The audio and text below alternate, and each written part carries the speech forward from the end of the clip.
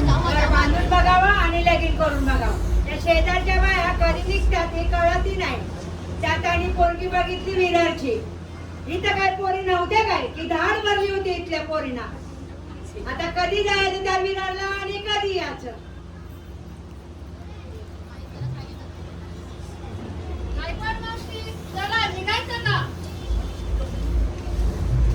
बरी आली पण इतका मेकअप.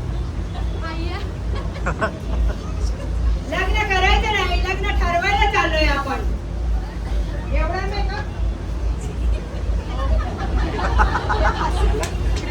इतका नुसता निमित्त पाहिजे मेकअप करायला. परवा जाधव काकांना बघायला जायचं होतं सायन हॉस्पिटलला. ते सिरियस आहे, आयसीयू मध्ये. मी सहज म्हटलं सीमा येतेस का जाधव काकांना बघायला. सीमा लगेच तयार. येते मावशी 5 मिनिटात. बघते तर काय पैठणीच नेसून आली. फक्त नुसतं निमित्तच पाहिजे मेकअप करायला. जाधव काकांना हॉस्पिटल मध्ये बघायला पैठणी आणि पोहोचवायला काय घालून येईल देव जाणं. मला टिकटॉक राहायला आवडतं. कुणी म्हणून नाही कसबेची बाय आणि थोडाफार मेकअप नाही म्हणून आपलं. सॉरी आताच कामावरून आले. चला निघायचं का. पण विरार किती लांब आहे. पोरगी पण विरारचीच बघायची होती. आपल्या आजूबाजूची पोरगी बघायची होती. लग्नाला निघायचं आणि बारशाला पोहोचायचं असं झालंय ते. अरे वा कसबी ताई छानच की. असं वाटतंय पोरगी बघायला नाही पोरगी आणायलाच चाललंय वाटतं. मग आपल्याला बघितलं की लग्न फायनलच समजा. त्या दिवशीचा कसबेताईचा एक किस्सा ऐका. आमच्या चाळीतल्या एका घरात जोरात नवरा बायकोची भांडण झाली. ते भांडण सोडवायला मी आणि कसबेताई गेलो. कसबेताई बोलल्या 5 मिनिटात आले. कसबेताई बॅगशीवर होत्या. कसबेताईने कपडे चेंज केले आणि जीन्स टॉप घालून आल्या. कशाला तर भांडण सोडवायला. मग काय झालं. भांडण मिटलं. कसं काय. कसं म्हणजे चाळीतले शिंदे भाऊ बायकोचं भांडण सोडून कसबेताईकडेच बघत बसले. माझी तारीफ की निंदा समजेल का. पण कुणी काय बी म्हणू. कुणी निंदा कुणी मंदा. मेकअप करणे हाच आपला धंदा. बरं चला निघायचं का. हे बाळांनो तुम्हाला सांगते मुलगी फक्त बघायची. मुलगी ठरवायला चाललेलं नाही. आणि तिथं गेल्यावर जास्ती वचा करायचा नाही. नाहीतर आतापर्यंत 5 पोरी बघून झाल्या. एकही पोरगी ठरली नाही. आमच्या पोरीला पसंत झाल्या काय. जाऊ दे मग आम्ही एकमेक. चला कसबेताई. अगं तसं नव्ह. तुम्ही होता म्हणून 5 पोरी बघितल्या. नाहीतर त्यातलीच एखादी केली असती पहिला. अगं तुम्ही म्हणजे जोरी. सोने चांदीची पालक तुम्हालाच. हो कळलं आमच्यावरचं प्रेम. चला आता उशीर होतोय.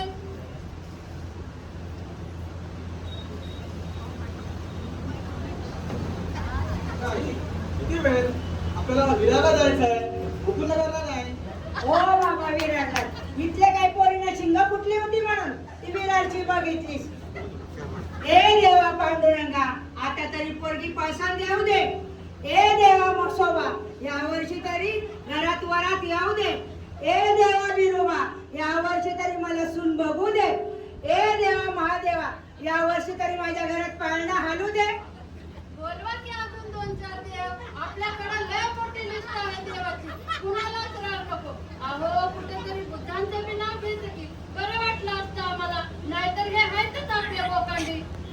त्यांची नावं घेतली त्यांना बी घ्या ना सोबत आपल्या. देव सोबत असले म्हणजे पोरगी फायनलच समजा. अगं येडी बिडी झालीस की काय. देव कसं सोबत घ्यायचं. देव कसे येतील म्हणजे भिंतीवरची देव काढायची आणि भरायची पिशवी. आणि देव आपल्यासोबत बिना तिकीट. काय ग किती देवाची मस्करी करताय. मस्करी कसली. खरंच आहे गाव घेऊन देव असली. आपण कोणाला बी कुठं बी नेतो. आम्ही आमच्या घरातले देव लांब सोडून आलो. परत कधीच घरात येणार नाही ते. काय म्हणते सोडून आलो म्हणजे कुठे सोडलेस. दीक्षाभूमी नागपूरला. चल माहिती आहेस लय शहाणी आहेस. हो या बसा ना. पाणी आणते. काही त्रास नाही झाला ना.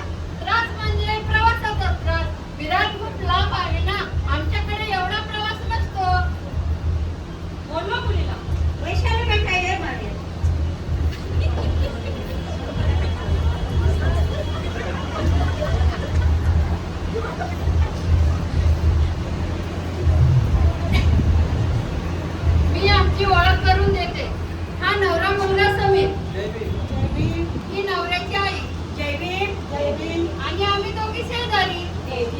समीर विचार काय विचारायचं असतं ते. आपलं नाव काय वैशाली सचिन कासारे, आणि आपलं शिक्षण ग्रॅज्युएट. आणि आपल्या आवडीनिवडी काय आहेत? आंबेडकर वाचणे आणि आंबेडकर चळवळीत काम करणे. तुला जेवण बनवता येतं का? हो हो, व्हेज नॉनव्हेज दोन्हीही. खूप छान हा. खूप छान हा. खूप चांगले संस्कार केले तुझ्या आईने. खूप छान. देवाचं वगैरे काही ध्यान आहे का? नाही नाही, ध्यान फक्त बुद्धांचं.